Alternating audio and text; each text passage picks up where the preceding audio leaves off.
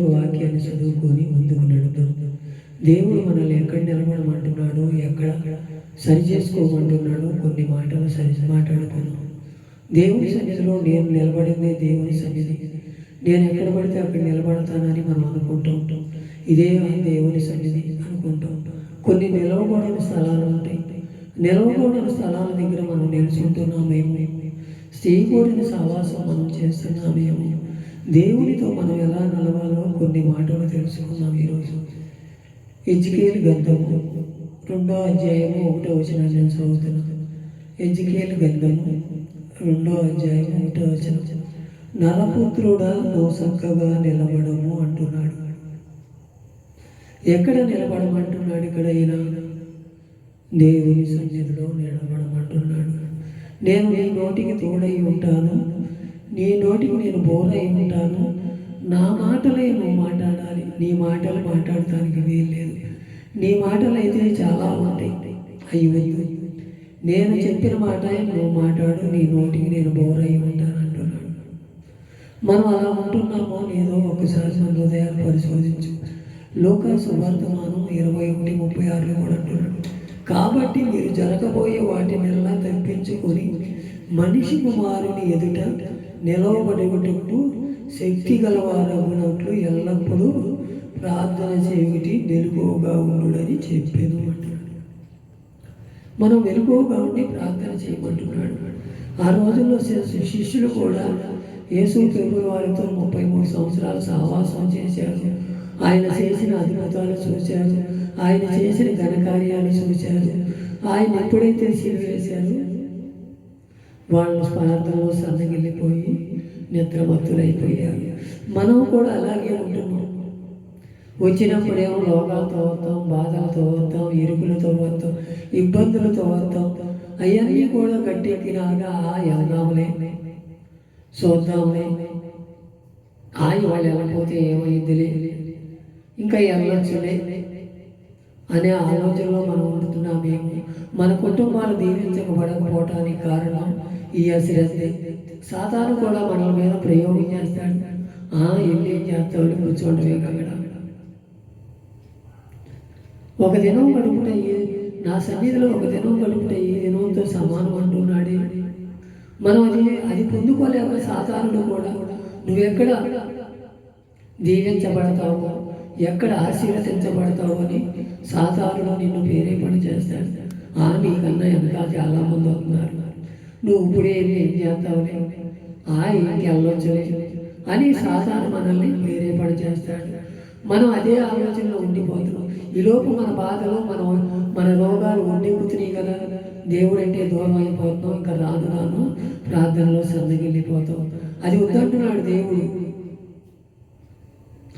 జరగబోయే వాటినల్లా తప్పించుకుంటూ మెలుకోకుండా ప్రార్థన చేయమంటుంటే మనమేమో అది ఎప్పుడో వస్తుందిలయ్యా, అప్పుడు గురించి ఇప్పుడు ప్రార్థన చేయాలా, మన పిల్లలు ఎప్పుడో తయారవుతారు, వాళ్ళ గురించి మనం ప్రార్థన చేయాలా, మన కుటుంబాల గురించి ప్రార్థన చేయాలా, చేద్దాంలే అనే ధీమా ఎక్కువైపోతుంది తప్ప మనం దేవుని సన్నిధిలో కనిపెట్టుకొని పిల్లల గురించి, మన కుటుంబాల గురించి, రక్షణ లేని వారి గురించి, దేశంలో ఎంతోమంది అభాగ్యులు ఉన్నారు, వాళ్ళ గురించి మనం ప్రార్థన చేయలేకపోతున్నాం. మనకి ప్రార్థనే ఆయుధం ఇచ్చాడు. ఆ ప్రార్థన చేస్తే దేవుడు దీవించబడతాం. మనం ప్రార్థన చేయమంటున్నాడు దేవుడు. ఏది కూడా మణులు అడగట్ల, మాన్యాలు అడగట్ల, ఆయన ఏమో బలులు అడగట్ల, నైవేద్యాలు అడగట్ల. ఆయన మీరు ప్రార్థన మాత్రమే చేయండి. ప్రార్థన దాటిపోయే దేవుడు కాదు. దావీదు కుమారుడా, నన్ను దాటిపోవద్దయ్యా అని ఎప్పుడైతే మనం అడగలిగితే మనతో ఉండడానికి ఇష్టపడుతున్నాడు. జరగబోయే వాటినన్నిటిని తప్పించుకొని రేపు రాకడొచ్చి ఆయన ఎదుట నిలబడితే మనం ఏమి సమాధానం చెప్తాం? మనలో ప్రార్థన ఉందా? వాక్యం ఉందా? మనలో నీతి ఉందా? ఆయనలో మనం అంటుగడ్డపడి దేవుని దీవెనలు పొందుకోవాలని ఎల్లప్పుడూ ప్రార్థన చేసి మెలకువగా ఉండండి. నరపుత్రుడా, నువ్వు చక్కగా నిలబడు. నువ్వు ఎక్కడ నిలబడుతున్నావు? ఏ సహవాసం చేస్తున్నావు? ఎవరితో ఉంటున్నావు? నీ హృదయాన్ని నువ్వు పరిశీలన చేసుకో. చెడు అని అంటే దూరం నుండి వాళ్ళ గురించి ప్రార్థన చేయి. నిన్ను హింసిస్తున్నారంటే వాళ్ళ గురించి ప్రార్థన చేయి. నిన్ను దూషిస్తున్నారంటే వాళ్ళ గురించి ప్రార్థన చేయి. అంతేగాని వాళ్ళ దగ్గరికి వెళ్ళి నేను వాళ్ళతో సంభాషిస్తాననే ఆలోచనలతోనూ చేయి. నిన్ను గొప్పగా చెప్తారు, పైకి ఏదో గొప్ప చెప్తారు, నీ అంతటోడు లేడు, నీవంటే నమ్మో అంటారు. నీ వెనకాల గోతులు తీసేవాళ్ళు చాలామంది. అలా వద్దంటున్నాడు దేవుడు. నిన్ను నన్ను కూడా మేలైన మార్గంలో నడిపించాలని కోరుకుంటున్నాడు. ఎల్లప్పుడూ మెలుగుని ప్రార్థన చేద్దామా? సర్వపుత్రుడా, నువ్వు కొంచెం సాటుకుంటున్నావేమో, సావాసం చేయని కాడ చేస్తున్నావేమో. అయ్యా, నీ చిత్తంలో నేను ఉంటానయ్యా అని నువ్వు తెలుసుకోగలిగితే దేవుడు నీ పట్ల నా పట్ల కార్యం చేయడానికి ఇష్టపడుతున్నాడు. 2 దినవృత్తాంతాల గ్రంథము 29వ అధ్యాయం 11వ వచనాన్ని కూడా నేను చదువుతున్నాను. నా కుమారులారా, తనకు పరిచారకులై ఉండి ధూపమీసుటకు, తన సన్నిధిని నిలుచుటకు, తనకు పరిచర్య చేయుటకును యెహోవా మిమ్మును ఏర్పరచుకున్నాడు కనుక మీరు శ్రద్ధ చేయకుడి అంటున్నాడు.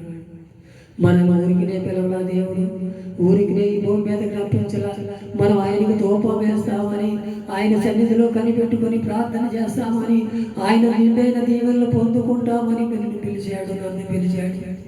ఆ పిలుపుకు తగినట్టు జీవిస్తున్నామా లేదా? ఒకసారి మన హృదయాలు పరిశోధించుకుందాం. ఇదే లోకంలో అనుకుంటున్నామా? ఈ లోకం కాదు. ఈ లోకం మనం శాశ్వతం కాదు. మనకు ఒక లోకం ఉంది, పరలోకం అనే లోకం. ఆ లోకంలో శాశ్వత జీవం, నిత్య జీవం అక్కడ ఉన్నది. అక్కడే అదే బంగారపు వాకిళ్ళలో నడిచే యోగ్యత మనకు కలుగజేస్తాడు. ఇక్కడ ధూపం వేయగలుగుతున్నామా?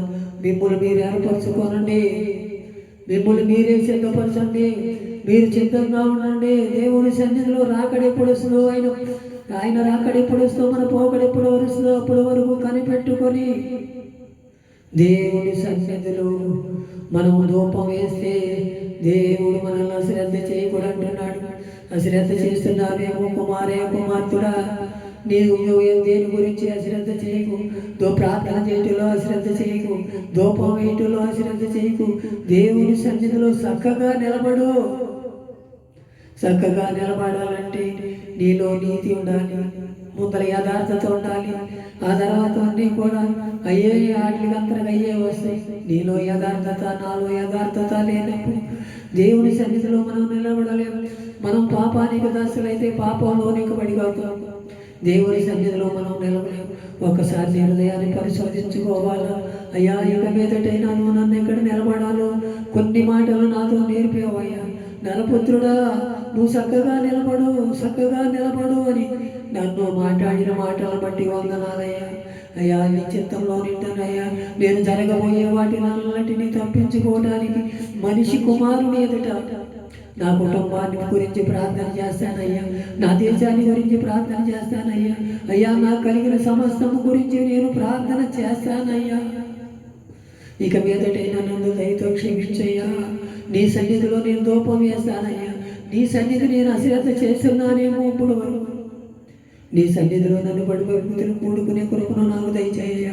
అయ్యా, పరిచారకులై మనం పరిచారం చేయించుకుంటానికి రాలేదు. దేవుని కుమారుడు కూడా అంటున్నాడు, నేను పరిచర్య చేయటానికే వచ్చాను, నాకు నీ పరిచర్య చేయవసరం. రోగులైన వారి గురించి పరిచర్య చేద్దాం.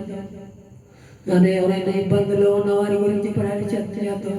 అందరూ కూడా దేవుని సన్నిధిలో నడిపిద్దాం.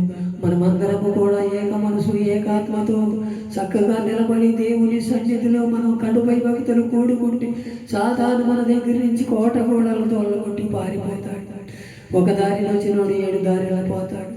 మనము కూడా అలా ప్రార్థన చేయగలిగితే దేవుడి బిడ్డైన దీవులను పొందుకోగలుగుతాం. నరపుత్రుడా, నువ్వు చక్కగా నిలబడి నాతో మాట్లాడిన మాటలు బట్టి వందనాలయ్యా. నీ కృపలో నన్ను భద్రపరిచి ఇప్పుడు వరకు నేను ఏ బాటలో నడిచాను, ఎక్కడ నిలబడ్డానో అది నీకు తెలుసయ్యా. నీకు తెలియనిదేమో మాలో తప్పులు ఎవరంటే సరి చేసుకొని నీ సన్నిధిలో నిలబడే యోగ్యత మాకు కలగజేయమని యేసు నామమున అడుగుతున్నాము తండ్రి. ఆమేన్.